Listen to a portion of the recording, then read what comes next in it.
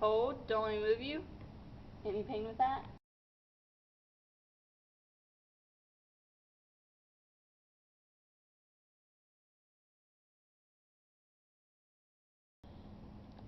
Manual muscle test for flexor hallucis brevis. Position the patient supine with the foot, ankle, and toes in the anatomical position. Therapist will then stabilize the metatarsals and palpate the flexor hallucis brevis on the medial aspect of the sole of the foot.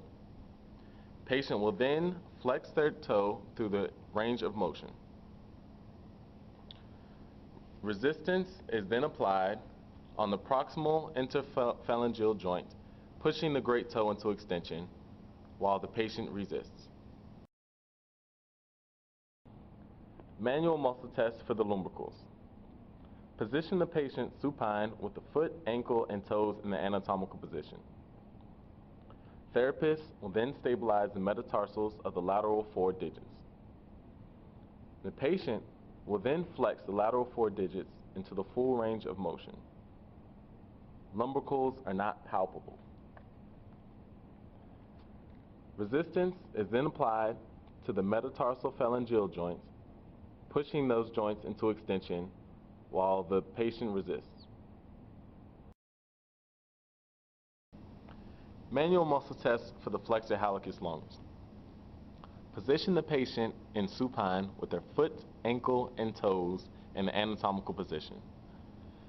Have the patient move their great toe throughout the full range of motion of flexion while palpating the plantar surface of the proximal phalanx of the great toe or inferior to the medial malleolus. Therapist will then stabilize the MTP joints of the great toe. Patient will then flex their great toe while therapist provides resistance of the distal phalange into extension. Manual muscle test for flexor digitorum longus and flexor digitorum brevis. Position the patient supine with the foot, ankle, and toes in the anatomical position. Instruct patient to move the lateral 4 toes through full flexion range of motion while therapist palpates the plantar aspect of the proximal phalanges of the lateral 4. Therapist will then stabilize the MTP joints of the lateral 4 toes and provide resistance to the distalmost aspect of the lateral 4 toes through flexion while the patient resists.